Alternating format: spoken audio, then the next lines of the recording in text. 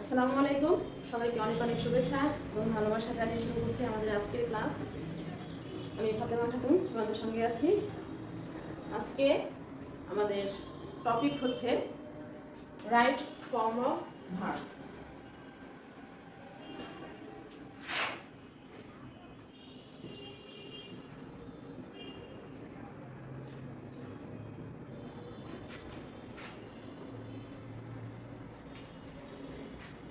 গত সপ্তাহে বলেছিলাম তোমাদেরকে যে রাইট ফর্ম অফ ভার্বটা একটু দেখে রাখতে।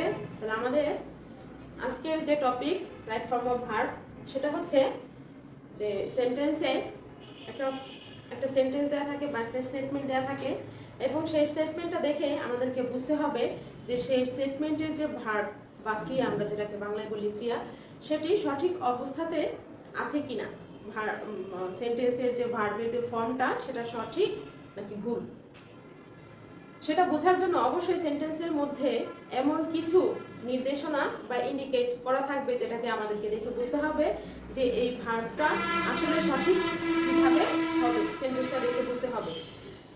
এবং এই রাইট ফর্ম অফ ভার্ব যদি আমরা না পারি করতে, যদি না পারি, বা এই ভার্বটা কি সেন্টেন্সের সঠিকভাবে করা আছে কিনা সেটা যদি না বুঝতে পারি, তাহলে কিন্তু আমাদের ইংলিশে যে কমিউনিকেট করতে গেলে সেন্টেন্সগুলো ভুল হবে। তাই সঠিকভাবে জানার জন্য এবং বোঝার জন্য এবং করার জন্য, একটা সেন্টেন্সকে সঠিকভাবে লেখার জন্য অবশ্যই রাইট ফর্ম অফ ভার্বটা সবচেয়ে ইম্পর্টেন্ট। তাহলে সেই ক্ষেত্রে আমি তো আগে বললাম যে সেন্টেন্সের মধ্যে এমন কিছু ওয়ার্ড বা ইন্ডিকেট করা থাকবে, নির্দেশনা দেওয়া থাকবে, যেটা দেখেই বুঝতে হবে যে সেই সেন্টেন্সটি কোন ফর্মে হবে বা সেন্টেন্সের ভার্বটা সঠিক ফর্মটা হবে সেটাই। তাহলে এই যে রাইট ফর্ম অফ ভার্ব, এটাকে আবার দুইভাবে ভাগ করা যায়। একটা হচ্ছে যে টেন্স রিলেটেড, আরেকটা হচ্ছে শুধুমাত্র সাবজেক্ট এবং ভার্ব সংক্রান্ত, সেখানে টেন্সটা ফ্যাক্ট করে না। তাহলে আমরা প্রথমে যে ভার্বটা টেন্সের সাথে যে রিলেটেড সেই দিকটা আগে দেখব। তাহলে আমরা জানি যে টেন্স হচ্ছে প্রথমত তিন প্রকার: প্রেজেন্ট টেন্স, পাস্ট টেন্স এবং ফিউচার টেন্স, এবং এই প্রত্যেকটি টেন্স আবার চার প্রকার। তাহলে আমাদের মোট টেন্স হচ্ছে গিয়ে 12 প্রকার। এই 12 প্রকার টেন্সের মধ্যে সব ধরনের টেন্সের আমরা রাইট ফর্ম অফ ভার্ব পাই না, থাকে না। তাহলে কিছু কিছু সেন্টেন্সের বা বেশিরভাগ টেন্সেরই রাইট ফর্ম অফ ভার্ব করা থাকে, এবং সেই ক্ষেত্রে কিছু সেই সেন্টেন্সটার মধ্যে এমন কিছু ওয়ার্ড থাকে যেটা দেখে বুঝে নিতে হয় বা বোঝা যায় যে সেই সেন্টেন্সটা কোন টেন্সের হবে। তাহলে আমরা প্রথমেই প্রেজেন্ট টেন্স দিয়ে শুরু করব। প্রেজেন্ট টেন্সের মধ্যে প্রথমটা হচ্ছে প্রেজেন্ট ইনডিফিনিট টেন্স।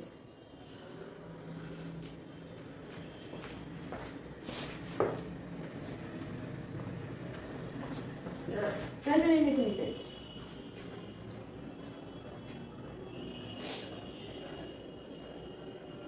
তাহলে প্রেজেন্ট ইনডিফিনিট টেন্স বোঝার জন্য আমাদের কি কি থাকতে হবে? অবশ্যই সেন্টেন্সটা যদি ইউনিভার্সাল ট্রুথ বোঝায়, ইউনিভার্সাল ট্রুথ, তারপর হলো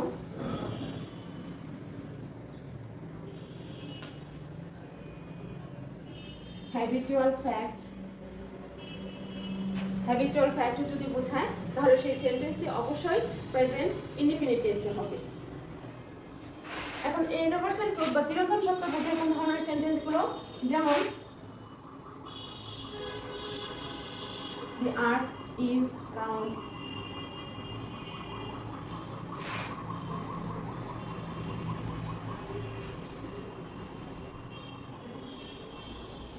the sun rises at the east। এই ধরনের যে সেন্টেন্স, এগুলো হচ্ছে চিরন্তন সত্য, এবং এই চিরন্তন সত্য যদি হয় তাহলে সেই সেন্টেন্সটাকে অবশ্যই কি হবে? প্রেজেন্ট ইনডিফিনিট টেন্সে হবে। তারপরে হচ্ছে হ্যাবিচুয়াল অ্যাকশন। হ্যাবিচুয়াল অ্যাকশন বা হ্যাবিট যদি বোঝানো হয় তাহলে সেন্টেন্সে আমরা কিভাবে বুঝবো? অবশ্যই সেন্টেন্সে এভরিডে, ডেইলি, রেগুলারলি,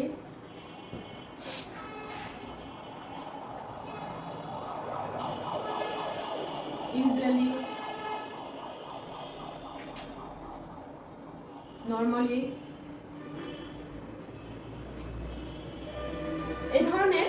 ওয়ার্ড থাকবে এবং সেটা দেখে আমাদেরকে বুঝতে হবে যে এই সেন্টেন্সটি হলো প্রেজেন্ট ইনডিফিনিট টেন্স। যেমন আমরা একটু উদাহরণ দেই।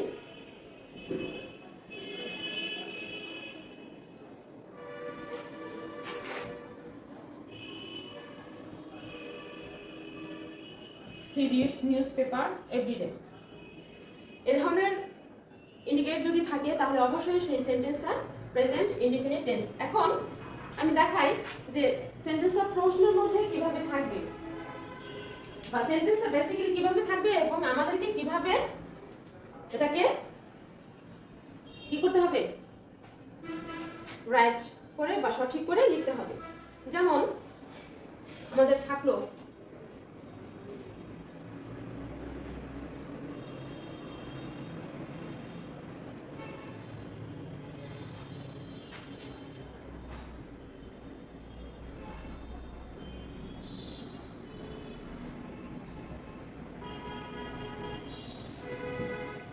he walked for an hour every morning. এখন এই যে এভরি কথাটি, এই এভরি কথাটি দেখেই বা ওয়ার্ডটি দেখেই বুঝতে হবে যে এই সেন্টেন্সটি হবে প্রেজেন্ট ইনডিফিনিট টেন্স, কারণ এটাতে হ্যাবিট বা অভ্যাস বোঝাচ্ছে।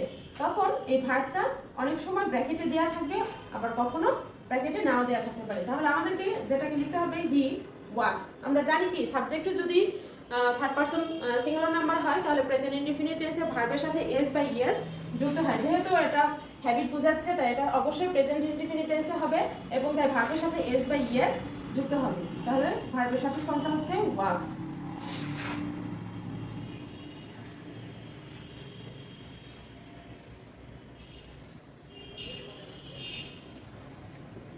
He walks for an hour every morning.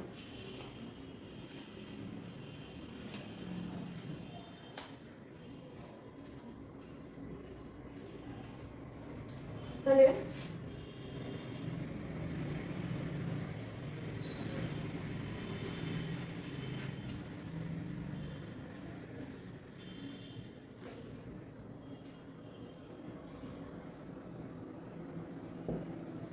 তারপরেরটি হচ্ছে the earth move round the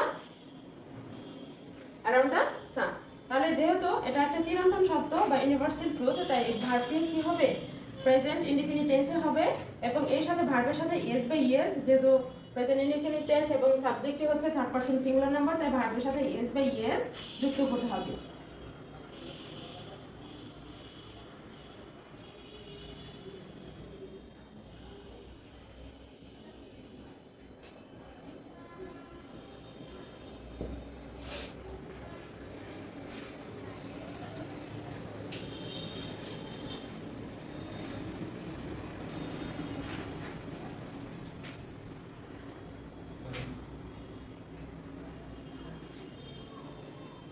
এরপর আসি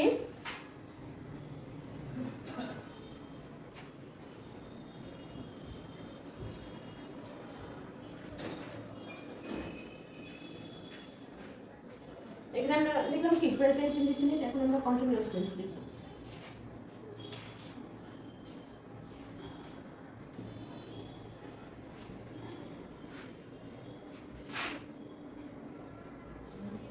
present continuous tense. Present continuous টেন্সের চেনার উপায় হচ্ছে সেন্টেন্সে অবশ্যই নাও বা at this moment,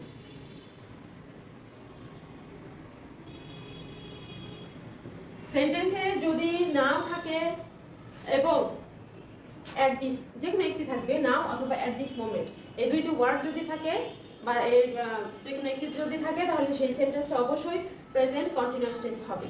তাহলে আমরা একটু উদাহরণ দেই।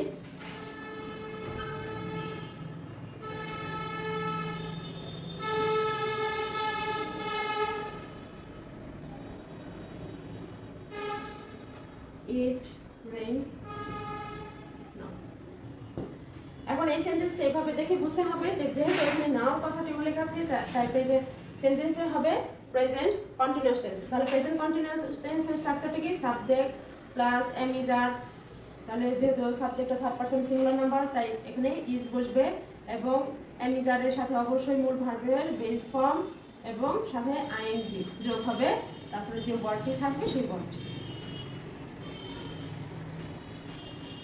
প্রেজেন্ট, এরপর আসবে present perfect tense.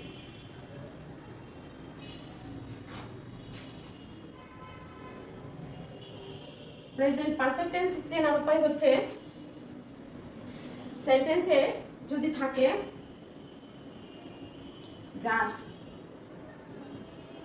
Just now, recently,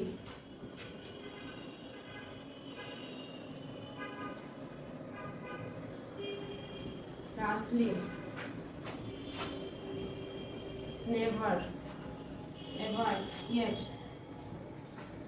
তাহলে কি বললাম, যদি এটা হচ্ছে প্রেজেন্ট পারফেক্ট টেন্স, পরেরটা প্রেজেন্ট পারফেক্ট টেন্সে যদি থাকে সেন্টেন্সে জাস্ট নাও, রিসেন্টলি, তারপরে কি লাস্টলি, এছাড়া যদি থাকে লেটলি, নেভার, এভার, ইয়েট, এই ধরনের ওয়ার্ড যদি থাকে তাহলে সেই সেন্টেন্সটা অবশ্যই প্রেজেন্ট পারফেক্ট টেন্স হবে। তাহলে আমাদের প্রেজেন্ট পারফেক্ট টেন্সের স্ট্রাকচারটা অবশ্যই জানা থাকতে হবে। প্রেজেন্ট পারফেক্ট টেন্সের স্ট্রাকচারটা হচ্ছে সাবজেক্ট প্লাস হ্যাভ অথবা হ্যাজ প্লাস মূল ভার্বের পাস্ট পার্টিসিপল প্লাস কি অবজেক্ট বা এক্সটেনশন বা কমপ্লিমেন্ট যেটাই থাকে সেটাই। তাহলে আমরা একটা উদাহরণ দেই।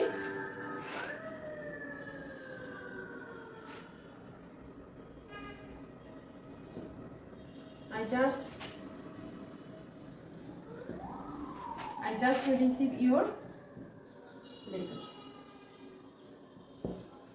এই জাস্ট কথাটি দেখেই, ওয়ার্ডটি দেখেই বুঝতে হবে যে এই সেন্টেন্সটা হবে প্রেজেন্ট পারফেক্ট টেন্স। তাহলে আমরা চাই অক্সিলারি ভার্ব, তারপরে অ্যাডভার্ব, ভার্বের পাস্ট পার্টিসিপল,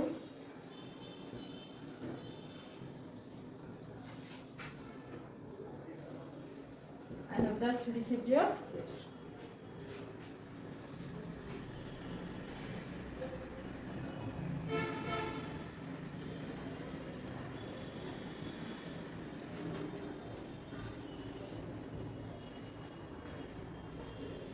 এরপর হচ্ছে প্রেজেন্ট পারফেক্ট কন্টিনিউয়াস টেন্স।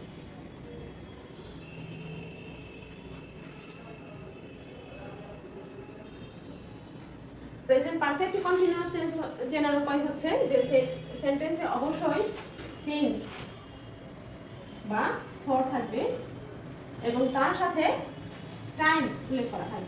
সেটা অল্প সময় হতে পারে বা বেশি সময় হতে পারে, বা যেটাকে বলা হয় period of time or duration of time.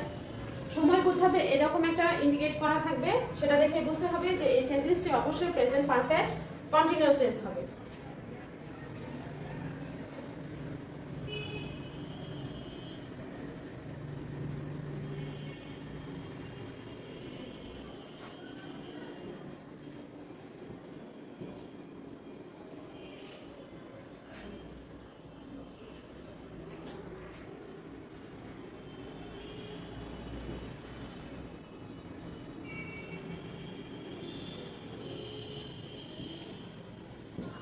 তাহলে I read this novel since morning.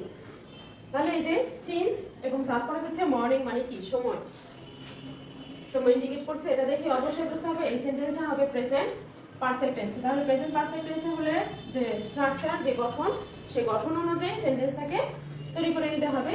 তাহলে I have been reading this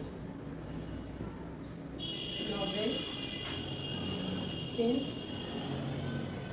morning.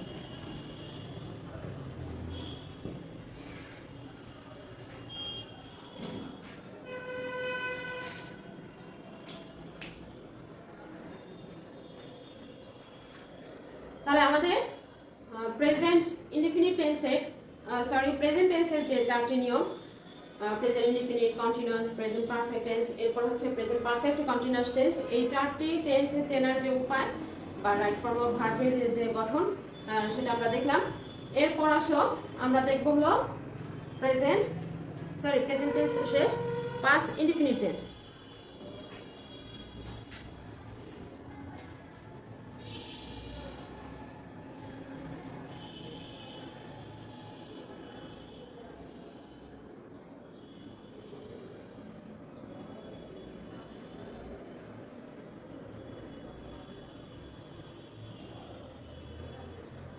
Past indefinite tense চেনার জন্য বা বোঝার জন্য অবশ্যই কিছু নির্দেশনা দেওয়া থাকবে বা ইন্ডিকেট করা থাকবে, এবং সেই ক্ষেত্রে আমরা যদি দেখি যে সেন্টেন্সে কখনো থাকে যে yesterday, last day, last night, last week, last month, এ ধরনের লাস্ট কথাটি উল্লেখ থাকে, তাহলে সেই সেন্টেন্সটা অবশ্যই কি হবে?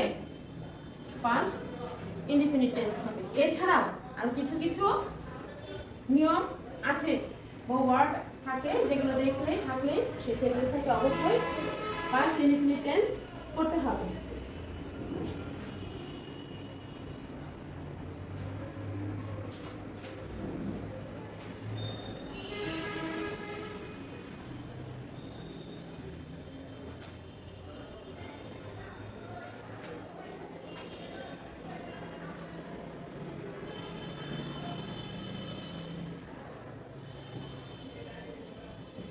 Past indefinite tense,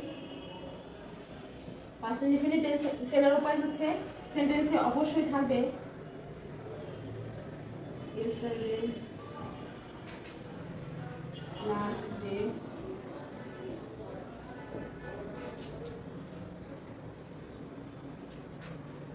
last night, last week,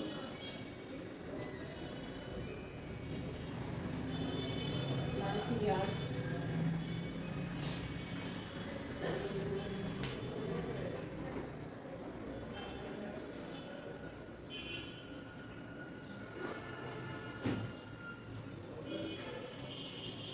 কি বললাম? সেন্টেন্সে যদি থাকে yesterday, last day, last night, last week, last year, last month,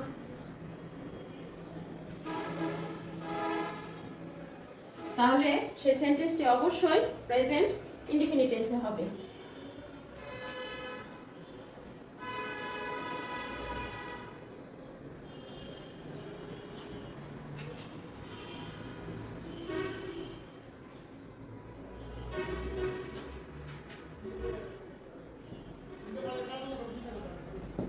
I see the man last night, তাহলে এই লাস্ট নাইট ওয়ার্ডটি দেখে আমাদেরকে বুঝতে হবে যে আমাদের যে ভার্বটি সেটি অবশ্যই পাস্ট ইনডিফিনিট টেন্সে হবে। সি থাকলে স, I saw the man last night।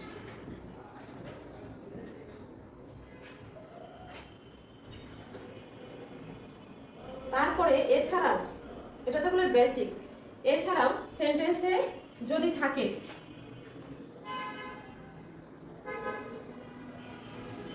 as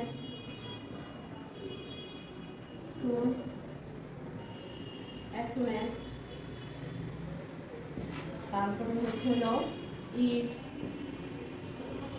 as if, তারপরে হচ্ছে হলো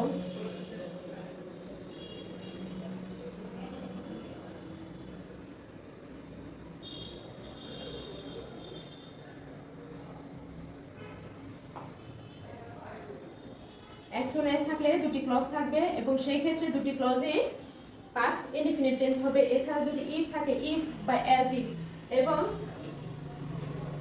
দেখাই if অথবা as if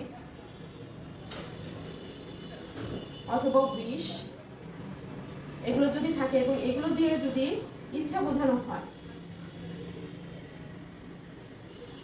ইচ্ছা বা মনের কোনো আকাঙ্ক্ষা প্রকাশ করা হয়, তাহলে সেই সেন্টেন্সটি অবশ্যই প্রেজেন্ট পাস্ট ইনডিফিনিট টেন্সে হবে। এবং সেই ক্ষেত্রে যদি টু বি থাকে, সেই টু বির জায়গায় পাস্ট ইনডিফিনিট টেন্স আমরা জানি কি ওয়াজ অথবা ওয়ার হবে, কিন্তু কখনোই ওয়াজ ব্যবহার করা যাবে না, সবসময় ওয়ার ব্যবহার করতে হবে। যেমন আই উইশ, ব্র্যাকেটে দেওয়া থাকে বি,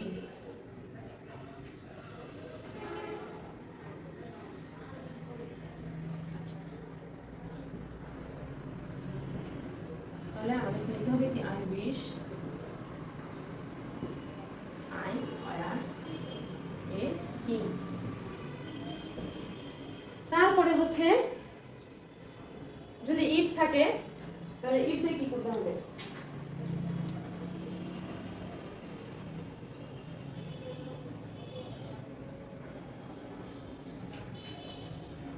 ইফ আই বি থাকে পোয়েট, আমাদেরকে লিখতে হবে if I were a poet.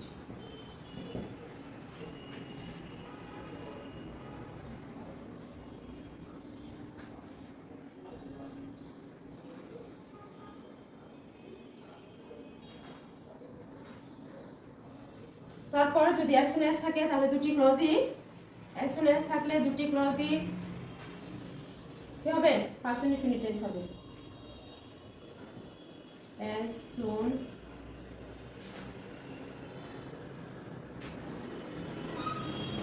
I saw the bird,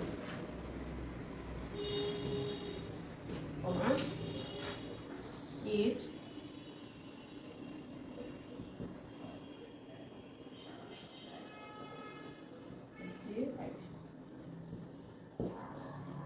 ভার্বটি থাকবে, এখানে থাকবে সি আর এখানে থাকবে ফ্লাই। তাহলে এগুলো দেখে আমাদেরকে বুঝতে হবে যেহেতু প্রথমে as soon as দেয়া আছে তাই সেন্টেন্স হবে কি পাস্ট ইনডিফিনিট টেন্স। এছাড়া যদি সেন্টেন্সে থাকে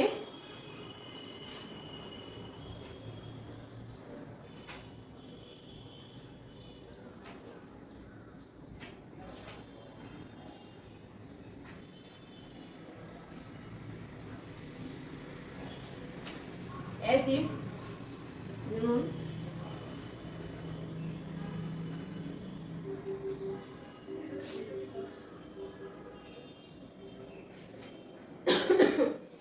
সরি সেন্টেন্সে যদি থাকে যে it is time, it is time, it is high time,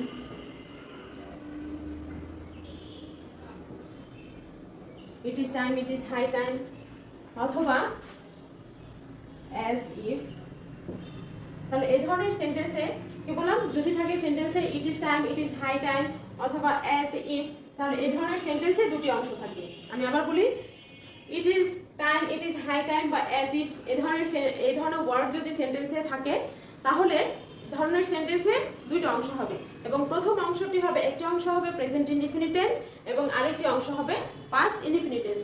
মানে it is time, it is high time এটা প্রেজেন্ট ইনডিফিনিট টেন্স করাই আছে, তাহলে তার পরের যে অংশটুকু থাকবে সেই অংশটুকু হবে পাস্ট ইনডিফিনিট টেন্স। যেমন আমরা একটা উদাহরণ দেই, it is time you meet, তাহলে মিটটা প্রেজেন্ট ইনডিফিনিট টেন্স দেয়া আছে কিন্তু যেহেতু প্রেজেন্ট ফর্মে আছে, যেহেতু it is time এটা প্রেজেন্ট টেন্স তাই পরের যে অংশটা সেটা হবে পাস্ট টেন্স বা past indefinite tense. it is a time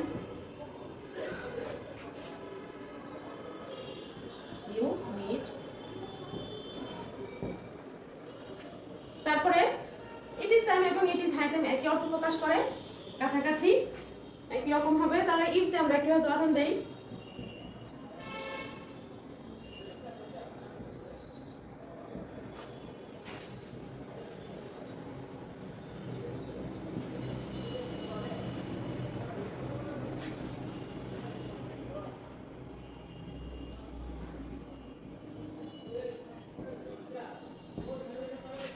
he talks as if, আমরা বললাম কি as if যদি থাকে তাহলে সেন্টেন্সে দুইটা অংশ থাকবে, তাহলে একটা সেন্টেন্স হবে, একটা অংশ হবে প্রেজেন্ট ইনডিফিনিট এবং আরেকটা অংশ হবে পাস্ট ইনডিফিনিট।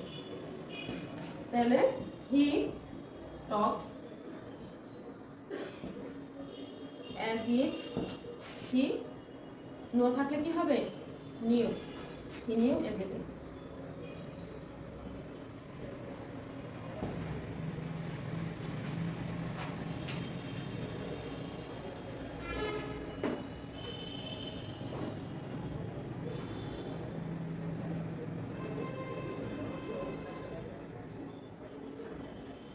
তারপর আসলে past continuous tense. Past continuous tense চেনার শুধুমাত্র একটা উপায় হচ্ছে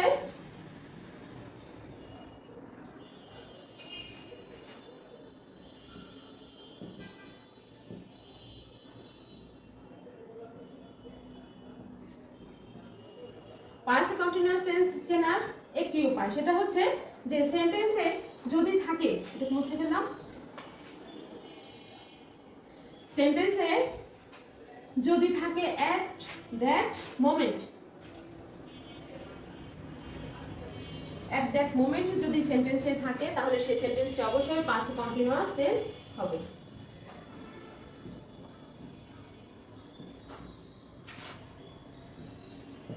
অ্যাট দ্যাট মোমেন্ট, তাহলে কি বললাম, অ্যাট দ্যাট মোমেন্ট যদি উল্লেখ থাকে তাহলে সেই সেন্টেন্সটি অবশ্যই পাস্ট কন্টিনিউয়াস টেন্স হবে।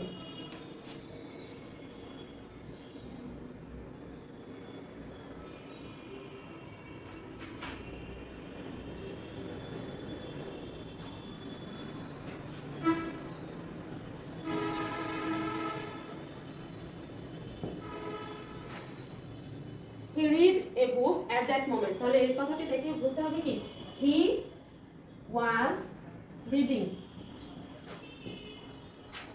a book at that moment.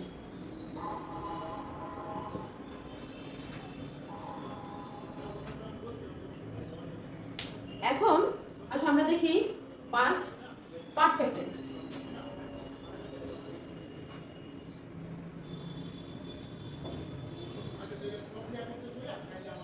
Past perfect tense,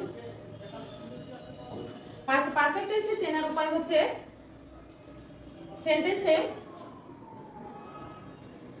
যদি থাকে বিফোর, আফটার অথবা sharply, স্পার্সলি,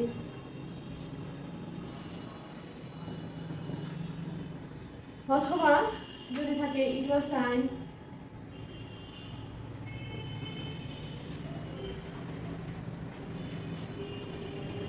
it was high time,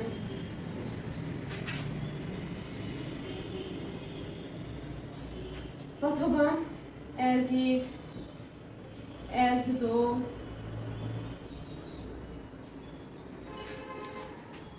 এ ধরনের ওয়ার্ড যদি থাকে সেন্টেন্সে তাহলে একটা অংশ হবে প্রেজেন্ট পাস্ট ইনডিফিনিট টেন্স এবং আরেকটা অংশ হবে past perfect tense.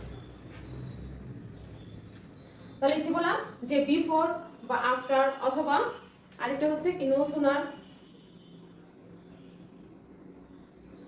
No sooner, এ ধরনের ওয়ার্ডগুলো যদি থাকে সেন্টেন্সে তাহলে before, after, hardly, scarcely, it was time, it was high time, as if, as though অথবা নো সুনার, এ ধরনের ওয়ার্ডগুলো যদি থাকে সেন্টেন্সে তাহলে সেই সেন্টেন্সটার মধ্যে দুইটা অংশ থাকবে, একটা অংশ হচ্ছে পাস্ট ইনডিফিনিট,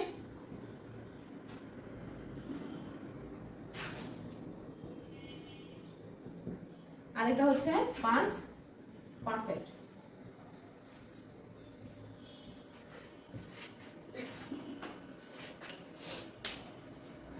এবং সেন্টেন্সে বিফোর এবং আফটার এগুলো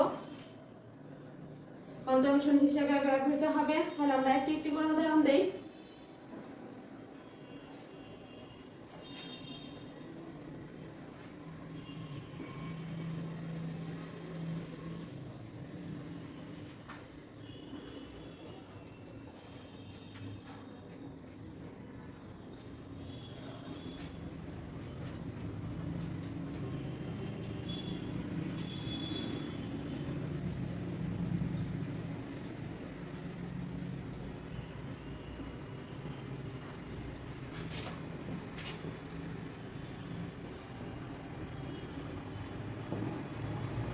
দেখো এই সেন্টেন্সটাই যদি থাকে হি হার্ডলি গো টু ঢাকা, তাহলে আমাদেরকে অবশ্যই বুঝতে হবে এটা পাস্ট পারফেক্ট টেন্স হবে।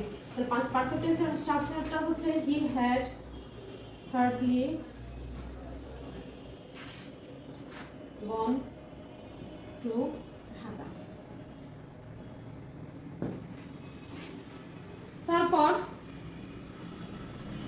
যদি নো সুনার থাকে, নো সুনার থাকলেও একটি অংশ হবে হচ্ছে গিয়ে প্রেজেন্ট পারফেক্ট টেন্স, আরেকটি অংশ হবে সরি নো সুনার থাকলে একটা অংশ হবে পাস্ট ইনডিফিনিট টেন্স, আরেকটি অংশ হবে পাস্ট পারফেক্ট টেন্স। তাহলে আমরা একটু উদাহরণ দেই।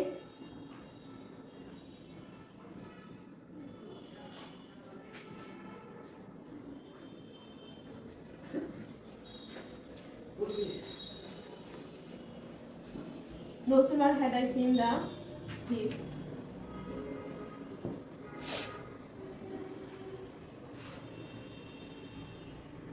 than he ran away.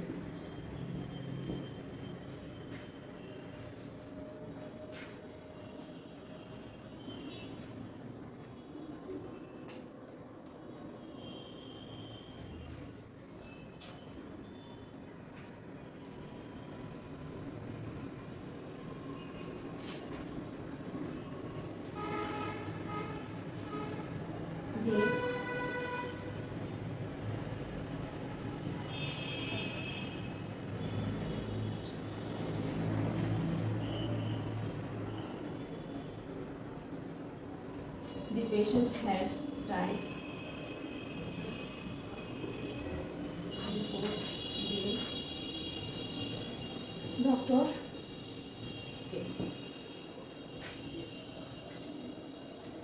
তারপর হলো যদি আফটার থাকে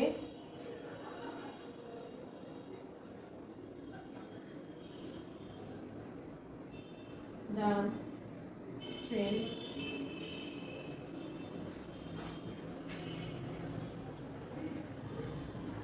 left the station after I had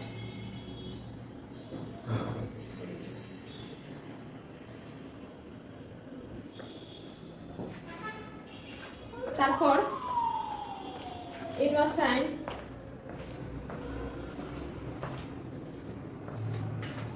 by it was high time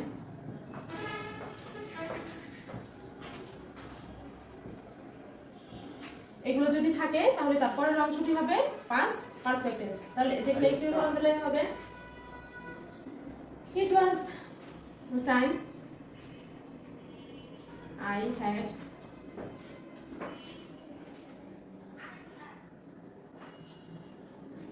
meet you.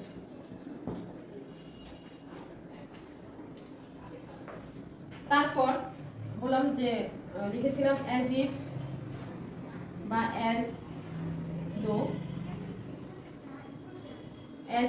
as though যদি থাকে তাহলে একই রকম একটি অংশ হবে প্রেজেন্ট past indefinite tense এবং আরেকটি অংশ হবে past perfect tense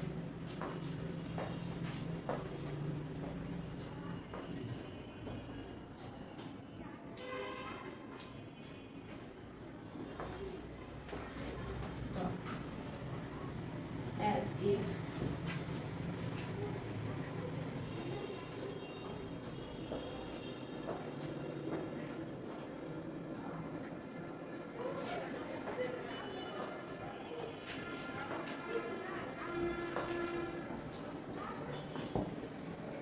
he talked as if he had gone a match.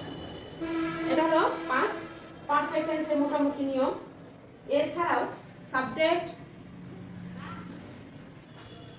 এবং ভার্ব সংক্রান্ত আরো কিছু কিছু নিয়ম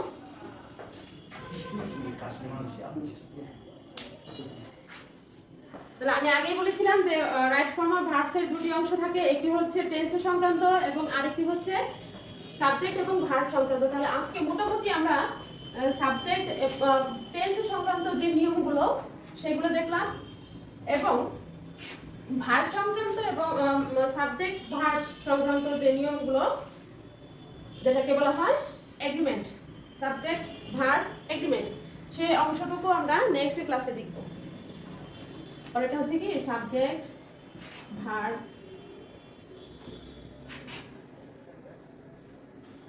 সাবজেক্ট ভার্ব এগ্রিমেন্ট পরের যে অংশটুকু এছাড়াও কারণ রাইট ফর্ম অফ ভার্ব এমন একটি চ্যাপ্টার এমন একটি অধ্যায় যেখানে যে তুমি 2-4-10টি নিয়ম পড়লা আর তোমার রাইট ফর্ম অফ ভার্ব সব কমন পড়ে গেল তুমি সব পারলা সেটা বলা যাবে না এটা হলো ইংলিশ গ্রামারের জগতে সবচেয়ে বড় যে অংশ সেটাই হচ্ছে রাইট ফর্ম অফ ভার্ব তারপরে আমরা চেষ্টা করব কিছু কিছু অংশ পড়ার জন্য তাহলে পরের যে নেক্সট ক্লাস নেক্সট দিনের জন্য তোমরা এই অংশটুকু পড়ে রাখবে ঠিক আছে ধন্যবাদ সবাইকে